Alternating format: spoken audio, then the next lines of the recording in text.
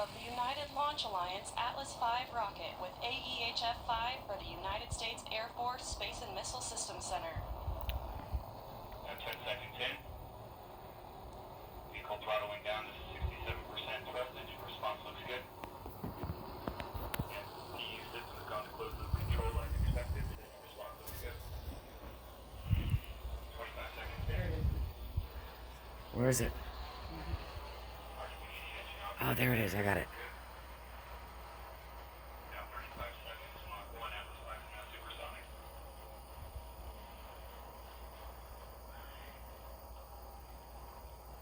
Now 45 seconds in. RE-180 continuing to look good. Is that really pretty? Now passing through max Q.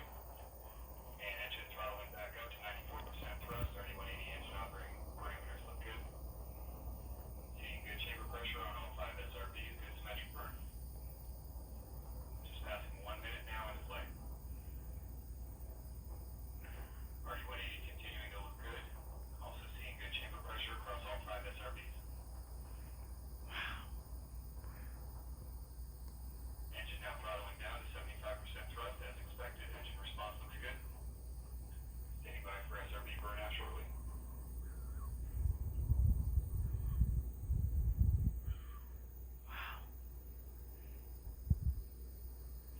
And we're seeing burnout on all 5 SRBs. Engine back up to full thrust. Wow. Look at that tail. Holy crap. You see that? And we have good indication of jettison of all 5 solid rocket boosters. 1 minute 50 seconds into flight. Vehicle's gone to closed loop guidance. Now passing 2 minutes into flight. Wow. Atlas 5 is now 38 miles in altitude, 48 miles downrange distance, traveling at 4,700 miles per hour. 2 minutes 15 seconds into flight. RE-180 engine operating parameters continue to look good at full thrust. Vehicle body rates looking good.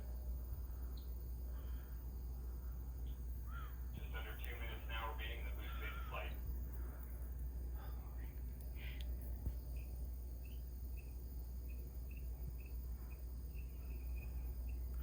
Engine now throttling to maintain 2.5 G acceleration limit. Engine response and vehicle body rate response is good. RCS spiral valve has been fired. Reaction control system is pressurizing to flight levels.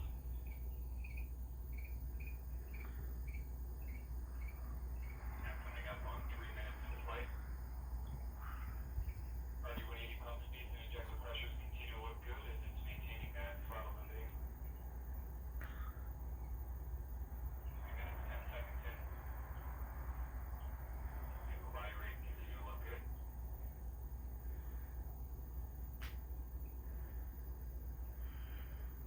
Standing by for payload fairing jettison. And we have good indication of payload fairing jettison. And CFLR jettison complete as well. Vehicle now throttling back up to 95% thrust. Engine response looks good. 3 minutes 40 seconds in.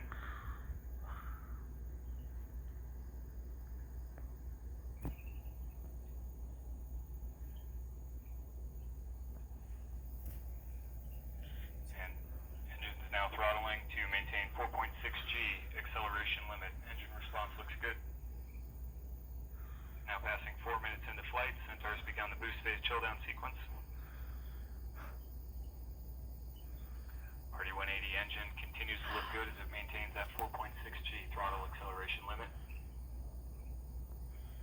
4 minutes 15 seconds in, standing by for BECO shortly.